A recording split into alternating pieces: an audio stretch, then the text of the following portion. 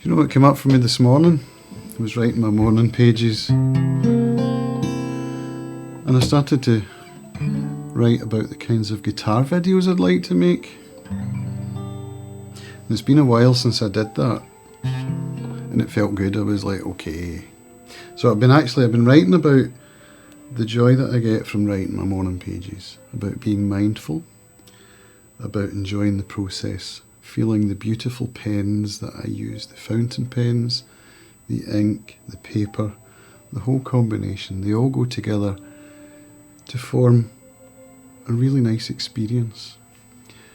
And rather than thinking, oh, I've got to do my writing today, which I don't usually think anyway, I usually do enjoy it, but I'm making myself much more mindful of the process and why I do it and what I get out of it. And as I was writing about that, kind of meta, right, I started to write about the pleasure I get from my keyboard.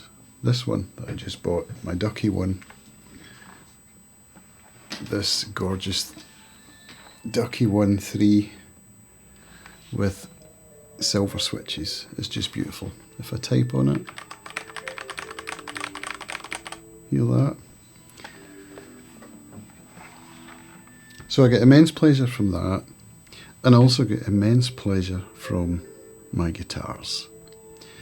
My guitars have been kind of neglected somewhat over the last few months, up until October when I went to Ullapool Guitar Festival. You may have seen the video I posted at the end of that, and that really revived my love, my joy, my passion, my motivation, my enthusiasm.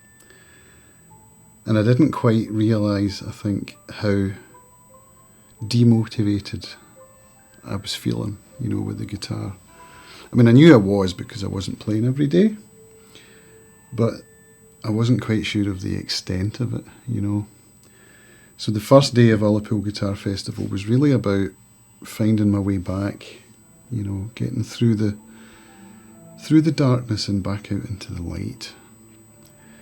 And I was very privileged in that I got to spend some time with a luthier that I know, a girl called Rosie Haydenrich of Turnstone Guitars. And just through talking with her, I found myself being honest with her, letting her know that I was feeling a bit overwhelmed and out of my comfort zone and not sure whether I'd make any content.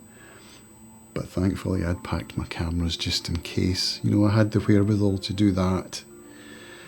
So with her encouragement and friendship, I found a way back. I set up my cameras. I recorded 2 interviews and I recorded some video demos, some for Rosie and some for another luthier friend of mine called Nathan Ball, which was really creatively inspiring for me. To have found a way through the darkness and back into the light with creativity, with guitar, with interviewing people, because that's a tough one, And I found myself just blurting it out after finding my way kind of back to feeling comfortable again, to Hugh Burns, a guitar player that I met at Ullapool in 2019. I was like, Hugh, fancy being on a podcast? And he was like, aye, sure. I was like, okay. So that came to pass, as did an interview with another luthier, Sam McLaren, which I've yet to edit, but I'm excited to do that.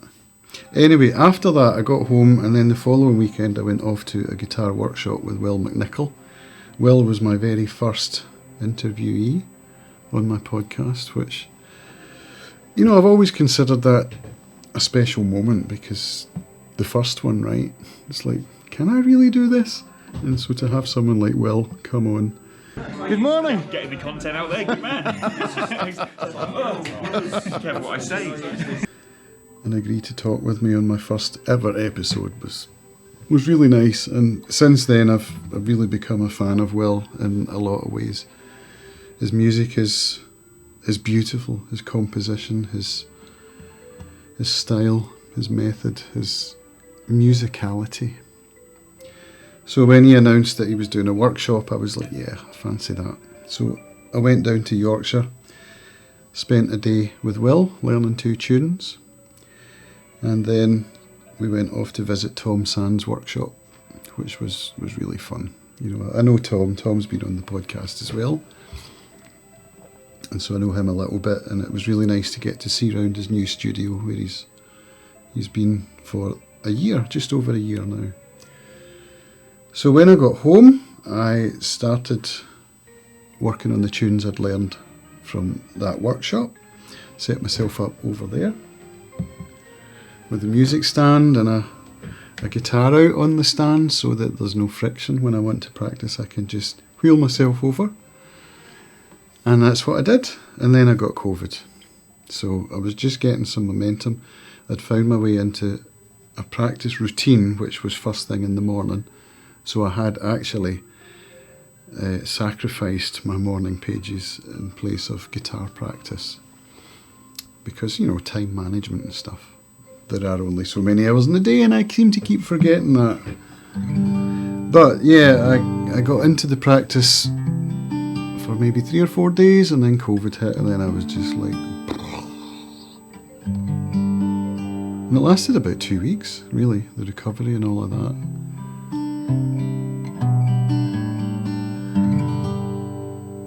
And I'm just finding my way back now, so the past few days I've been writing every day, publishing that, so at camscampbell.com I've been putting that stuff out. Started actually recording the audio, or recording myself reading out my morning pages, to go out as a podcast kind of thing. And then yesterday I found my way through the darkness with making Gear Music Tech videos, which is really my sort of revenue generation, affiliate marketing videos. I made one and I felt great after it. It was a really nice moment. So this morning I did my writing and I thought, why don't I get back on the Frederick Node? There's a book called Solo Guitar Playing that I bought back in my St Andrews days. It's probably around 1995, something like that. I've never completed the book. I've got probably halfway.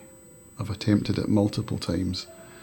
I think I've never got further than half. So I started putting them out on my guitar channel as just me recording the exercises, because I thought that in so doing I would pick up a little audience, and then that would give me some accountability. And if I didn't publish for a while, somebody would be like, oh, where's the next one? So I got as far as exercise 80. And exercise 81 has been sitting in my Notion tracking to-do thing for months, and I just keep moving it forward, moving it forward, moving it forward, never actually doing it. And you know who was like, hey, where's the next one? Nobody. So I had to, hey, where's the next one myself. So this morning as I was writing, I was thinking, why not do another one? And so I did. I've just done it. I've just recorded it. So I'm like feeling pretty good. So that's what I want to come on and talk about today. Getting back on track, doing what's good for me, and publishing it because I know it's good for me. Playing guitar's really my number one passion in life. And when I'm neglecting it in favour of doom scrolling or Netflix binging or whatever it might be, you know, there's a problem there. And so if you want to call me out on it, you can. You know, if you go to my Acoustic Guitar I.O. YouTube channel, I'll put the link up there and you can jump on there. If you want to do that, feel free. If you want to go through the Frederick Node book, you can, because I've published all of the exercises up to 81. You can buy the book and follow along. It's really simple at the beginning. So yeah, I don't know. I'm just putting this out there as a means of looking for accountability. Maybe I should just ask Ruben, my friend, who I know has the book as well and has watched some of the videos that I've made. Ruben, maybe you want to start playing along as well. I know that time is also one of your problems, you know, finding time for recreation and all of that. But you know, you can maybe help me out by saying, where's exercise 82? Yeah, maybe in a week's time. That's me for now. I'm going to walk the dog now and then get to some editing. Hope you're all having a wonderful weekend, as I am. And I'll see you all next time. Bye for now.